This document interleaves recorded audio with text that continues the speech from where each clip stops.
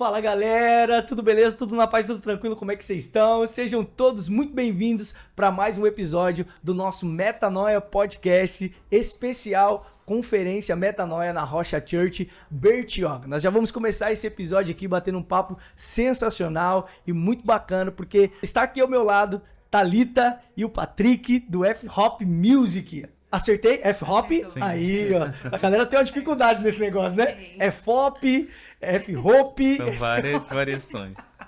Gente, primeiramente, muito bom, tá? Ter vocês aqui na Conferência Metanoia. É a primeira vez de vocês ministrando na Conferência Metanoia, né? Então, um prazer imenso estar recebendo vocês aqui na casa. Nós acreditamos muito naquilo que vocês carregam da parte do Senhor e nós estamos com muita expectativa para viver algo incrível em Deus, né? E tem uma pergunta básica que nós fazemos para os convidados que estão vindo aqui na conferência, que é: cara, qual foi a maior metanoia, a maior mudança de mente, a maior transformação de mente no ministério de vocês? Queria que cada um desse uma palhinha, assim, algo que aconteceu no ministério de vocês, que marcaram vocês de alguma forma. O F-Hop, ele começou, o F-Hop Music, a ideia dele começou por conta das canções que estavam surgindo na sala de oração. Muito bom. Então, para quem não sabe, nós temos uma igreja local e nós temos uma sala de oração, onde no mesmo espaço físico funciona a igreja local, as atividades da igreja, e durante a semana a sala de oração.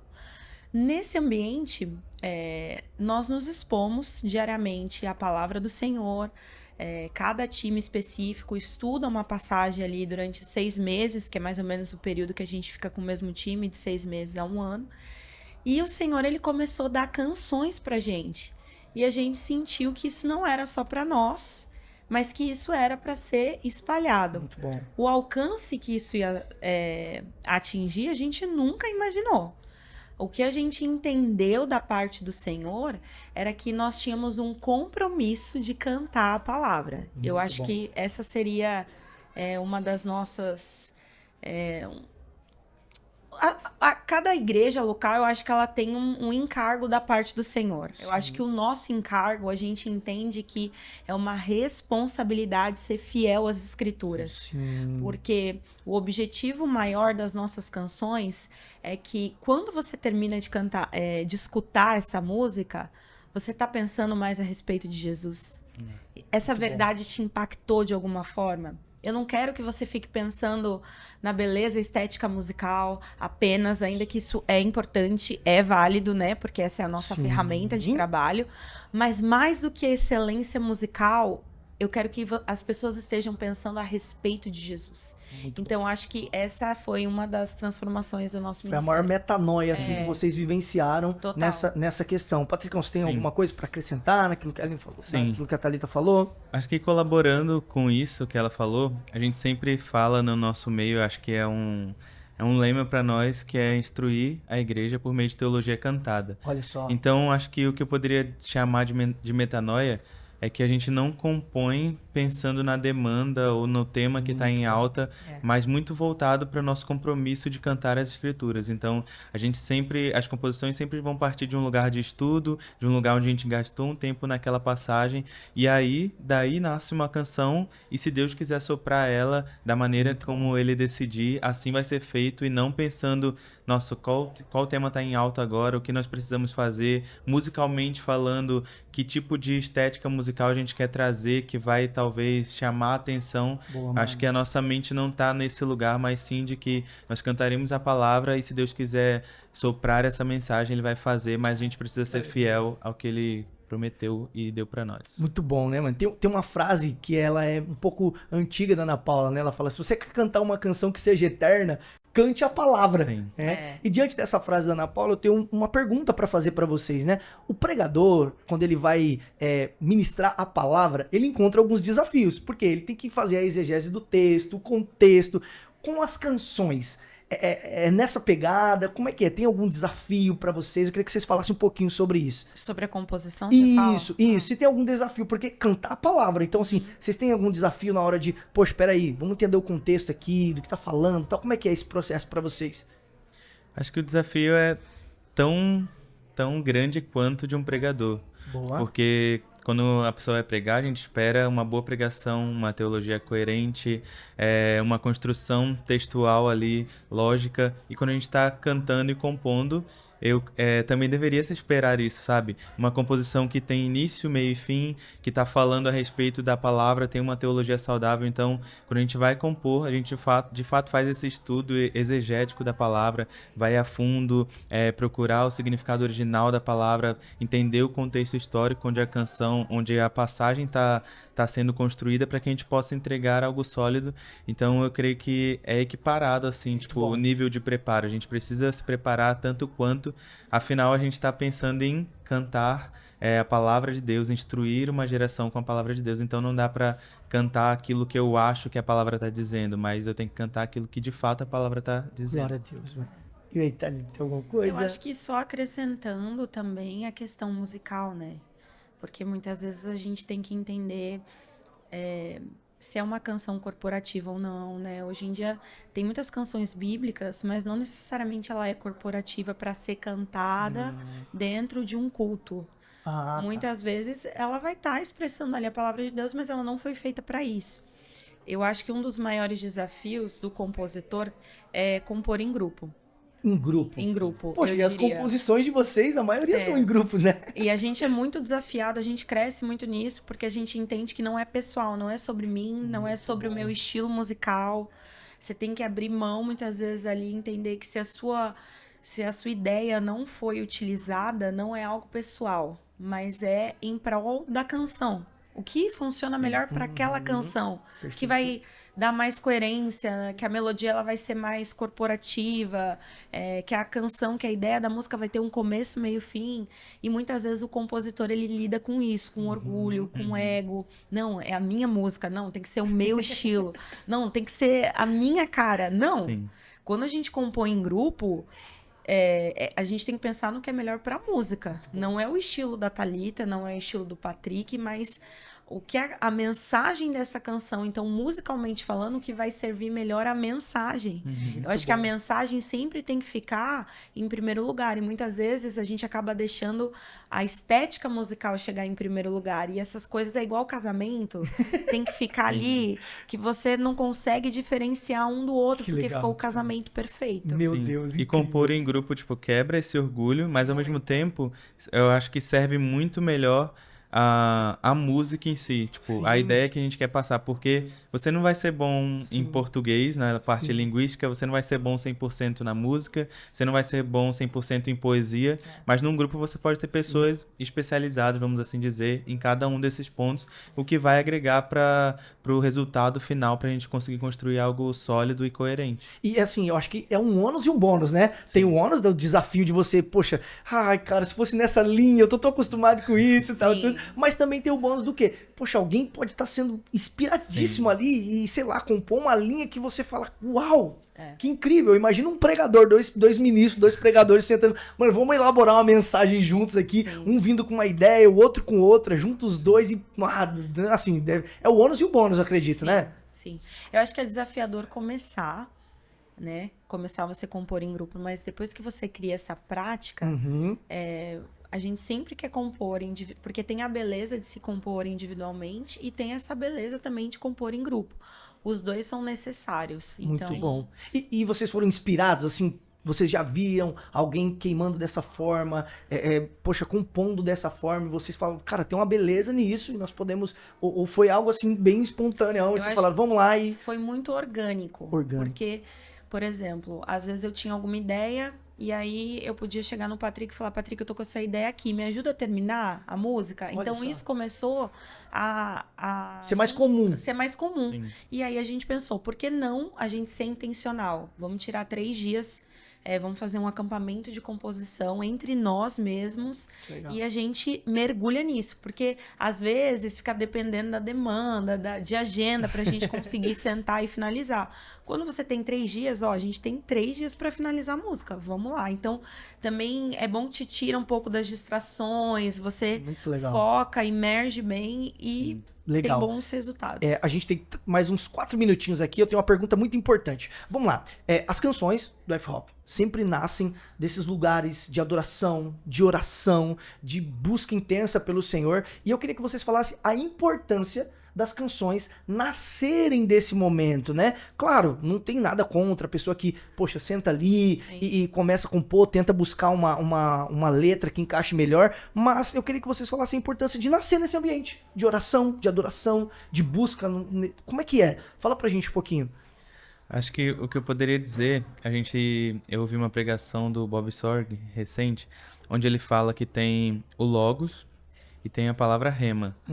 E o Rema é de fato quando Deus fala diretamente contigo algo, e o Logos é quando a palavra é falada para você por intermédio de outra pessoa ou outro alguém. Entendi. Eu acho que quando a canção ela nasce, por exemplo, de um lugar do seu momento de oração secreto, acho que é muito mais fresco ali o que Deus está falando e você acaba refletindo naquilo e construindo algo do que talvez você sentar e ir atrás e ir a fundo e pesquisar, e não que uma música vai sair melhor do que a outra, mas eu acho que quando é nascido desse lugar, é um sentimento diferente, sabe? É um momento de fato onde Deus te tocou, onde Deus falou algo contigo, onde você teve um encontro com o Senhor de fato. E aí é um misto de assuntos que você pode se aprofundar depois e estudar, mas de algo que você sentiu e vivenciou com o Senhor, sabe? Você estava contemplando o Senhor naquele momento e você deu uma resposta imediata do seu coração, que foi aquele refrão ou aquele verso, e aí depois você constrói algo a partir disso. Muito legal. Eu acho que o que eu acrescentaria, na verdade, complementando, ele já falou, tudo que parte de um encontro com a presença de Deus é transformador. Então, se você tem habilidade musical para compor, é muito fácil você ir nas escrituras e você extrair dela música, mas a gente compõe por um lugar de encontro com a presença de Deus. Sim, e não para extrair algo da presença de Deus. Então, eu não vou lá para extrair. Muitas pessoas às vezes me perguntam, né? Ai, antes das ministrações, você tira um tempo de jejum? Gente, a nossa vida tem que ser um eterno relacionamento com Deus. Então, não é para extrair algo. Então, tudo que parte desse lugar de encontro vai surgir efeito nas pessoas. Porque não é sobre mim, não é sobre ele, não é sobre nós, mas é sobre o Senhor, a pessoa dele. Muito forte. É como o Patrick falou, né? Nós vamos para esse ambiente para contemplar o Senhor. Partindo dessa contemplação que ele derramar sobre nós, e se é para que nós venhamos derramar em outros, porque tem essa questão também, né? Sim. Como é que vocês fazem essa questão? Vocês têm esse entendimento, tipo assim, poxa, isso aqui é uma canção que o Senhor está nos dando para que nós possamos ministrar às nações. Por exemplo, que nem a gente vê muitas vezes vocês fazendo algumas lives e ali no momento de oração, a Thalita já fluindo ali no espontâneo e fica ali. Mas às vezes esses espontâneos viram canções. Sim. Como que vocês entendem essa questão? Fala um pouquinho pra gente. Tem muito também dos projetos, né? Quando a gente vai fazer um projeto, a gente pensa no tema desse projeto. Então, por exemplo, quais as canções que nós temos que fazem sentido dentro desse projeto. Então, nosso último projeto gravado foi Boa Parte. Sim. Se você prestar atenção ali nas letras das canções, todas elas, de alguma forma, elas estão falando a respeito do valor de Jesus, que ele é superior. Então, isso também norteia a gente entender que, às vezes, aquela canção não vai ser gravada agora, mas vai funcionar dentro de um outro projeto em um outro momento. Entendi. Sim, E aí, Patrick? eu acho que é desse lugar que a gente conversou antes, de, tipo, a gente tá ali na sala de oração desfrutando da presença e cantando de volta pro Senhor, não para gerar algo. Se aquilo ali virar uma canção depois, amém, assim Deus quis, mas a gente não tá ali intencionado nisso. Então, às vezes vai sair um coro ali, ou pode sair até uma música inteira, mas talvez ela é só para aquele momento, então talvez a gente tenha que tentar discernir aquilo e não forçar, sabe? Tipo, nossa, ficou uma música boa, eu vou forçar para ela sair no próximo projeto, eu vou cantar toda vez na igreja para ver se a igreja aprende. Você vai ver que vai ser algo muito forçado. Agora, quando a gente sente que de fato aquela mensagem é para ser propagada, a gente vai cantar, mesmo que ela não seja nem gravada, mas a gente vai cantar na nossa igreja local e aquilo vai tocar a nossa comunidade local, sabe? É muito mais do que algo exposto no Spotify ou no YouTube, mas se aquilo primeiro toca o nosso coração e alcançar a nossa igreja local e for o que Deus pediu, é o suficiente, sabe? Assim, é muito lindo ver, né? Assim, a Thalita já abriu falando da igreja local, Patrick, igreja local, e assim, dá pra ver, né, o quanto vocês entendem o quanto a igreja local é importante. E é muito lindo que não só vocês, mas hoje nós poxa, os maiores ministros que nós temos hoje no Brasil, eles priorizam muito a igreja local. Você vê o Brunão, tá sempre lá ministrando, Sim. pregando, poxa, Alessandro, enfim, vários outros cantores que entenderam isso, né? Vocês sempre foram assim, igreja local, desde muito novo. Como é que é essa parada, a importância da igreja local para um ministro, seja de louvor, seja um ministro da palavra e tal?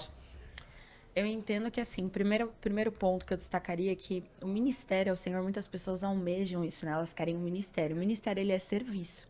Então, muitas vezes, as pessoas, elas querem ir, né, ministrar no altar, cantar, mas elas não estão dispostas ao básico. Por exemplo, quando termina uma conferência, quem que organiza as cadeiras? Quem que tá disposto a limpar o banheiro? Então, assim, as pessoas, elas querem chegar num lugar, primeiro que a plataforma, né? Alguns chamam de plataforma, altar, enfim. Esse não é o nosso alvo. Esse não é o lugar mais alto que nós vamos estar. O lugar mais alto que nós vamos estar é na presença de Deus, aos pés de Jesus. Então, se eu entendo que o ministério é serviço, não importa qual é a necessidade ali que eu vou estar servindo, desde que o meu coração esteja nisso. Então, assim, se eu entendo que, em primeiro lugar, eu fui chamada para estar numa igreja local, numa comunidade local, servir ali de acordo com as minhas habilidades, claro, mas também aquilo que é necessário. Se o Senhor quiser soprar, né, como ele tem soprado em muitos ministérios, para um alcance maior, mas essas pessoas, elas passaram por esse processo, né? Então, assim, nem todo mundo vai acontecer isso. Muito e bom. Isso não fomos nós, não é por habilidades humanas.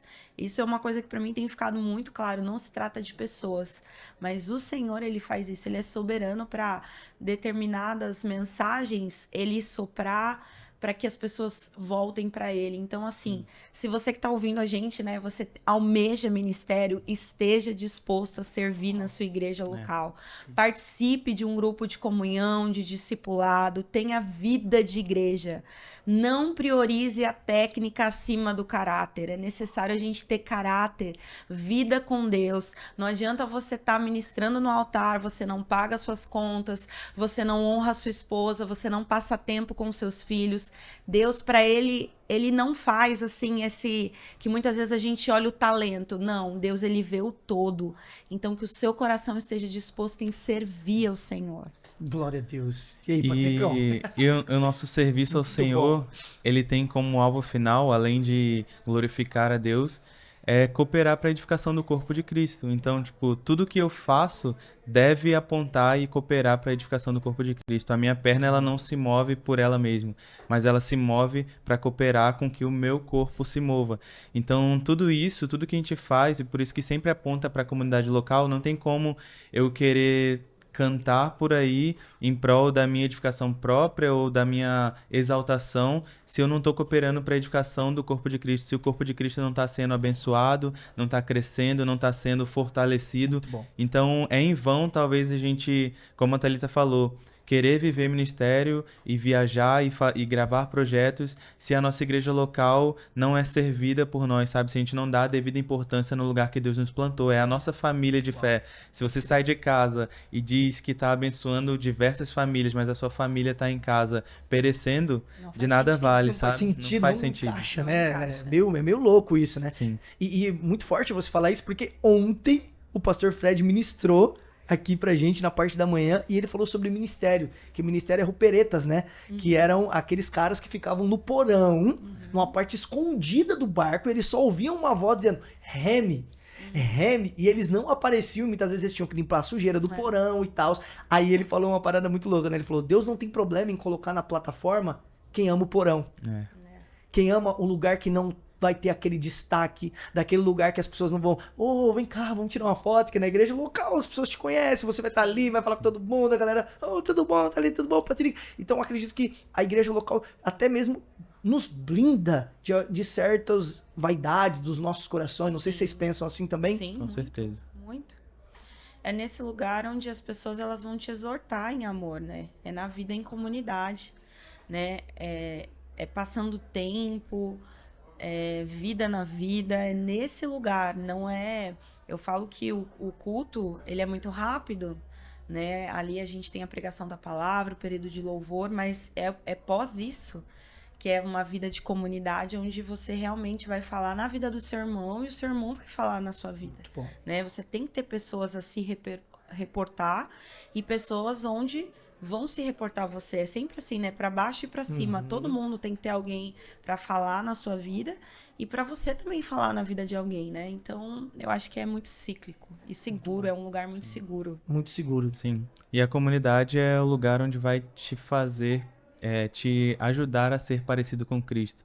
E se você caminha sozinho, obviamente você já não vai parecer com Cristo ou com quem Deus é, porque Deus é uma eterna comunhão na Trindade. Então, se você está caminhando sozinho, você já está partindo do ponto de que você não tem como ser imagem e semelhança de Deus, porque a sua mente já está focada em viver um ministério solo. Sim. Então, a gente precisa estar na igreja local para nos parecermos com Cristo, e isso que ela falou, tipo, exortarmos uns aos outros, amarmos uns aos outros, sorrir e chorar com aqueles que sorriem, que choram. Então, a igreja local é o ponto de partida para as outras coisas. Muito bom. E vocês falaram que na igreja local de vocês já era muito comum essas salas de oração e de adoração. E aí eu faço essa pergunta pra gente já encaminhar pro final. Como sustentar e fazer a igreja entender a importância das salas de orações? Porque quando fala sala de oração, em alguns lugares parece que a galera tô fora, né? Como fazer a igreja entender isso? Como é que foi isso pra vocês? Fala um pouquinho pra gente. A gente muitas vezes tem colocado isso em departamento. Então a gente acha que a oração é só para irmãzinhas dos coques, né? As nossas amadas intercessoras que estão ali, todo mundo trabalhando, elas estão lá atrás, no fundo, orando. Mas não, é para toda a igreja. Né? A gente vê tanto no Novo Testamento quanto no Velho, Jesus diz: a minha casa será chamada casa de oração. Então Deus tá definindo a casa dele como casa de oração. Ele não define como casa de salvação, ele não define como casa de cura, como avivamento. Se ele define como casa de oração, é porque para ele tem importância em oração.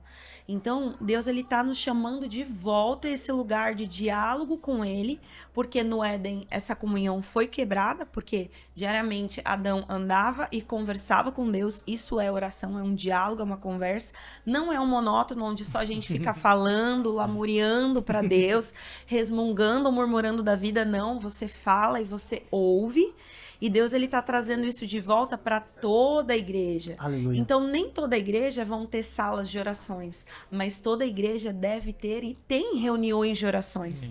Por quê? Porque isso é para toda a igreja. Então, é entender que não é para um grupo específico, mas é para toda a igreja. Muito bom. É de fato partir do entendimento, tipo, trazer esse entendimento para a igreja desse chamado. E em Isaías vai dizer que Deus, ele fala: eu os levarei ao meu santo monte, os alegrarei na minha casa de oração. Deus está empenhado em fazer a parte dele. E a nossa parte, como participantes do corpo de Cristo, se nós já entendemos isso, é instigar a nossa comunidade a entender isso também, sabe? É como ela falou, nem em todo lugar vai ter uma sala de oração, mas em todo lugar precisa ter oração, faz parte da vida cristã. Cara. Então a gente precisa trazer esse entendimento para a nossa comunidade local, porque se é a nossa família, é importante que eles caminhem na direção correta.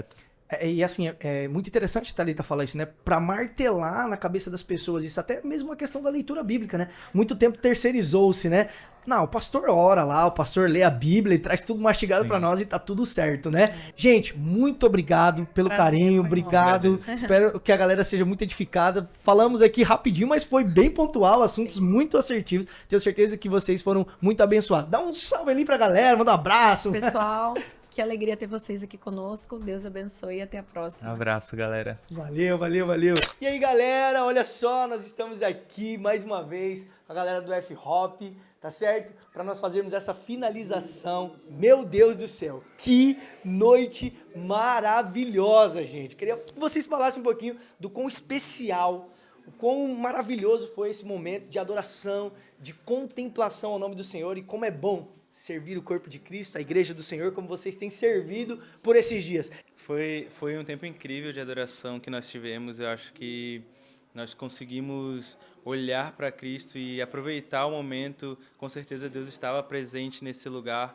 e o nosso foco de fato era chamar a atenção para Cristo, sabe? Fazer-nos contemplar a Cristo, olhar para a beleza de Deus e sermos satisfeitos, pois é isso que Deus tem para nos dar, a beleza de Cristo, porque Cristo é a expressão exata de Deus. Então, foi um momento muito bom estar com vocês aqui, com a igreja e cooperando. Aleluia. E aí? A gente está muito grato de estar aqui, principalmente que é algo muito belo quando a igreja reunida, ela canta com um só coração, um só entendimento, uma só voz. Então, quando todos estão ali unidos num único propósito, Deus não rejeita um coração quebrantado e contrito. E é muito bom quando a gente volta o nosso olhar para Ele. E a Thalita, gente, que pra quem não sabe, eu vi o story dela, ela tava até gripada, né? Veio aqui, veio servir o Senhor e tal, e foi muito lindo. Fala um pouquinho pra gente. Eu estava pensando ali, enquanto a gente estava cantando, do quão belo é quando o povo de Deus é impactado ou recebe os seus olhos abertos, tem os seus olhos abertos para a revelação de quem Deus é.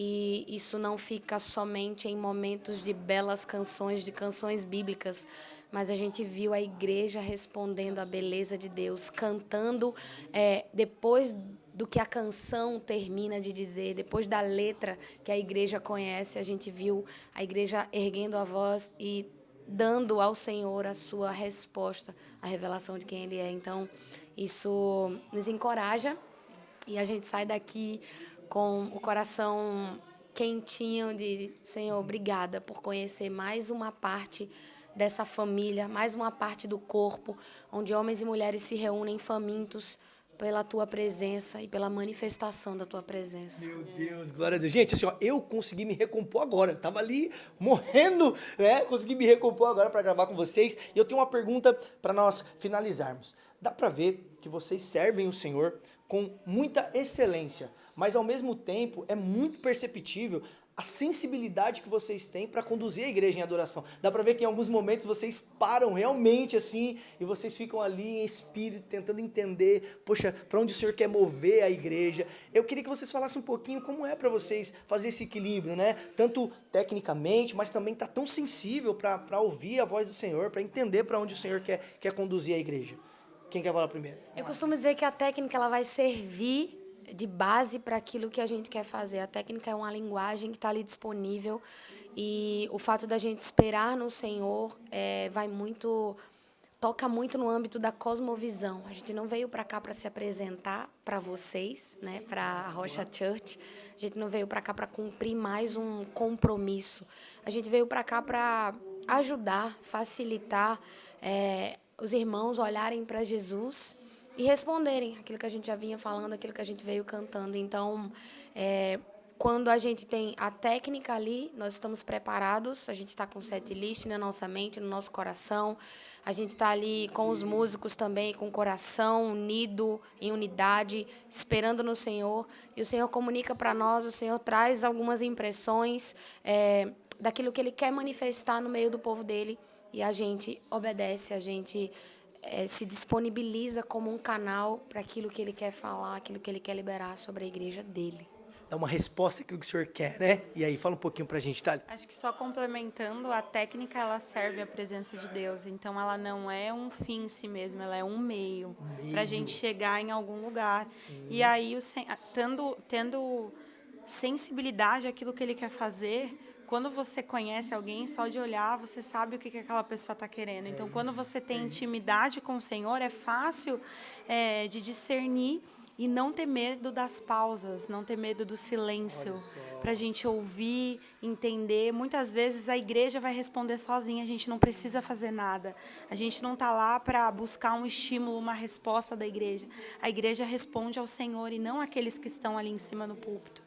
Então, acho que é isso. Meu Deus, muito forte. Não ter medo do silêncio, né? É deixar o Senhor ministrar, é deixar a igreja fluir naquilo, porque é uma coisa que, assim, o ministro ele é muito tentado, né? Tá cantando, vamos lá! Se fosse no estádio de futebol, você estaria dando glória a Deus, mas aqui com o Senhor você não faz e tal. Às vezes é tentado nisso, né? Mas então, entender isso, cara, é silêncio. Se o Senhor quiser se mover assim, de forma tranquila, Ele vai mover e entender isso, né? Fala um pouquinho pra nós, Patricão. Eu acredito que a técnica, ela auxilia a fluir, sabe? A ser sensível ao Senhor. Porque eu gosto de um raciocínio bem lógico. Quando a gente não tem a técnica dominada, nossa cabeça está pensando no que fazer, qual o próximo acorde, qual a próxima nota que eu vou cantar, o que eu vou tocar. E quando a técnica está junto comigo, a minha cabeça fica mais livre para eu entender o que o Senhor quer conduzir a igreja. Então é nesse momento de instrumental, onde a gente está tocando profeticamente ali, liberando algo, e é quando o Senhor comunica algo para nós e nós estamos sensíveis. Eu creio que Deus está querendo sempre se comunicar e cabe a nós entendermos o que Ele quer comunicar e passar isso da forma correta. Então, a técnica, ela auxilia para que a gente possa estar focado em servir ao Senhor com sensibilidade. Sim. E eu entendo assim, né? Quanto mais você entende daquilo que você está fazendo, acho que você flui de forma mais fácil. É assim? Você, não é dessa forma? Sim. Desse jeito, né? Você tem linguagem, como o Patrick falou, você não fica com a sua mente dividida entre o que eu vou fazer agora, musicalmente, porque eu tô despreparado, porque eu tô desprevenido, mas você tá com a sua alma, mente e força focado, os olhos atentos, os ouvidos abertos para ouvir o que o Senhor quer comunicar à igreja. E só complementando o que ela falou no início, que é a respeito de uma cosmovisão. Então, eu acho que por muito tempo a gente tratou apenas como espiritual as disciplinas espirituais, oração, leitura bíblica, jejum. Mas você treinar seu instrumento, você treinar a sua voz, isso é tão espiritual. O natural é espiritual. Então, quando a Bíblia fala, né, quer comais, quer bebais, fazer tudo para quê? Para a glória dele. Então, você treina porque você quer fazer de forma excelente. Você não quer... Quando você erra ali em cima, o teu erro chama muito mais atenção. E o nosso objetivo não é chamar atenção. A gente quer o quê? Ser um facilitador para esse lugar de encontro da noiva com o noivo, da igreja com o Senhor. Então, acho que é mudar o entendimento. Não, agora, assim, você matou, né? Porque, poxa, não é você fazer uma separação, né, Thalita? Tipo assim, não. Lá é o sobrenatural, lá é o fluir do espírito, mas quando eu tô aqui treinando, fazendo uma aula, não é tão espiritual assim, né? Não pode ter essa divisão, né? Não pode. Entender É uma como só espiritual. junção. Muito bom. O Patricão que tava ali conduzindo no violão, acho que vai conseguir falar melhor sobre isso. Fala aí, mano. Eu tenho como exemplo muito a vida de Davi, né? A gente vê Davi em diversos outros momentos, mas quando chamam alguém para tocar ali, quando Saul tá meio perturbado ali, o versículo enfatiza que é alguém que toque harpa e que toque bem. Então, tipo, Deus, ele se importa com a nossa excelência no instrumento, naquilo que a gente se propõe a fazer. Então, a gente precisa levar isso a sério. Mais uma vez, voltando àquele assunto que a gente falou, tipo, a gente está servindo o corpo de Cristo. Então, é importante para Cristo e precisa ser importante para nós. Então, por isso que a gente se dedica. Glória a Deus. Gente, é o seguinte, eu vou arrumar uma briguinha aqui agora, porque eu não sabia que ela ia vir aqui falar com a gente. Por quê? Eu separei aqui dos nossos patrocinadores 2 camisetas, mas eu vou resolver isso. Eu vou resolver. Eu vou... Agora é 2. Uma porque não preparou. Pronto, fechou. Pode deixar comigo, ó. Deixa eu mostrar aqui pro Patrick. Acho que essa daqui... essa daqui é da Thali. Segura aqui, tá? Já abre aí, mostra pra galera. Vocês conhecem a coletiva Emaús? Já ouviram falar? A Emaús tá em todo canto do Brasil e do mundo, né, gente? Abre aí, mostra pra galera. Fala se vocês curtiram, olha aí. Olha atrás. Olha atrás. Sermão do Monte. Mostra a sua lá, Patricão. Fala aí, Patricão, o que tu achou? Muito bom. Nossa. Manda um abraço pra Emaús lá. Fala, valeu, galera. Valeu, Emaús. Obrigado. Thali, manda aí um abraço. Muito obrigada, Emaús. E você também vai receber. Emaús, eu vou lá pegar as minhas 2 camisetas. Valeu, galera. F-Rock, muito obrigado, gente. Foi incrível. Deus abençoe vocês. Valeu. Galera, ó, seguinte, a Ellen veio aqui, já me redimi, tá certo? Pegou 2 camisetas lindas da Emaús e agora ela vai lá fazer aquela inveja santa pra Thali. Vamos lá. Aí, ó, acompanha, vamos lá. Thali, vim pra resenha só pra falar pra vocês que eu já me redimi, tá ok? Ela escolheu 2 camisetas, mostra pra galera as 2 camisetas dele. Era pra ser minha. E a outra porque ele cortou que era pra ser minha. Ela escolheu 2, mostra aí as camisetas, olha só. Que isso, hein, gente? Olha isso, ó. Olha aí, a Sarsa. Eu falei pra ela, eu vou conseguir ter uma moral com o patrocinador pra poder abençoar a banda inteira, em nome de Jesus. Vão orando, vão intercedendo, vão orando por mim. Essa vai sortear. Obrigada, meu amigo. Deus abençoe. Gente, muito obrigado, tá? Não sei se eu vou ver vocês novamente, mas foi muito bom ter vocês aqui com a gente, tá bom? Deus abençoe muito. Valeu!